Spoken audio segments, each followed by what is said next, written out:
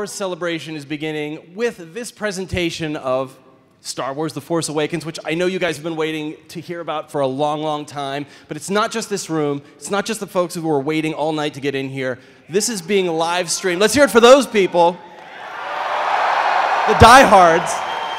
But it's not just here in Anaheim. It is around the world. This is an unprecedented live streaming event. It is in 23 countries. We have people in theaters around the world. It's live streaming in China, which is also extremely rare. And this is the 10th celebration. But let's bring out two people who are opening that window again for us. Please welcome the director of The Force Awakens, also the co-writer and the producer, J.J. Abrams.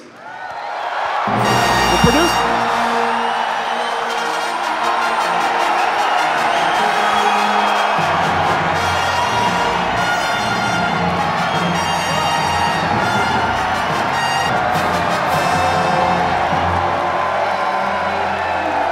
As well as the producer of The Force Awakens and the president of Lucasfilm, the person who's creating a whole new series of films, Kathy Kennedy.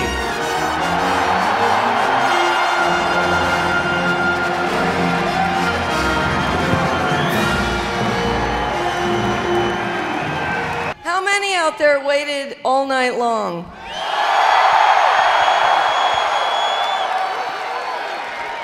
Those words hit the screen with that incredible music, and it was that moment on that just transported me. It was the first time a movie made me laugh that way and made me believe in another world that way. And it was really George Lucas's brilliance, not only creating these incredible characters and this amazing universe, but also that it had such heart. And the biggest thing for me is it had such hope. And that to me was incredibly powerful, even 11 years old. I have to say that when George asked me to have lunch with him, and it was almost 3 years to the day that I sat down with George in a small little restaurant in New York, and he said, I'm retiring and I'm thinking about moving on, and I'd like somebody to come in and carry on this legacy. And I thought he was going to ask me recommendations on who might do that.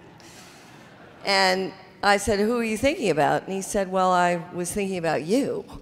And needless to say,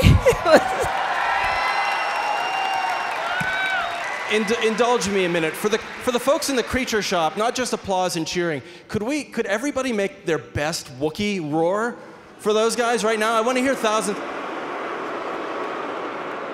That's cool. Thank you. Close to a Bruce Springsteen concert. The incredible thing was when I was literally leaving Essen and going back to London where we were prepping the movie, and I turned to our creature shop and I said, you know, I think we've got to hire those guys at a celebration.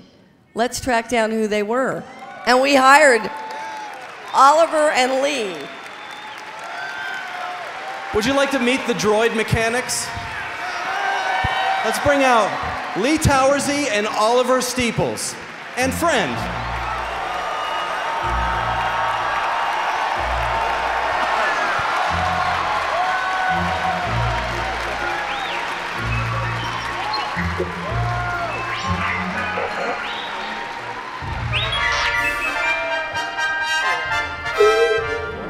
So Lee and Oliver, you were once guys out there in the audience. Now you're up here on the stage. You are fans who have now contributed to the Star Wars universe. Give people a little sense of what that feels like. There's absolutely nothing that prepares it like to sit here. Several years ago, I was out there sort of watching the stage, and here I am. It's like, how do you put that into words? And it was awesome. Please welcome BB-8.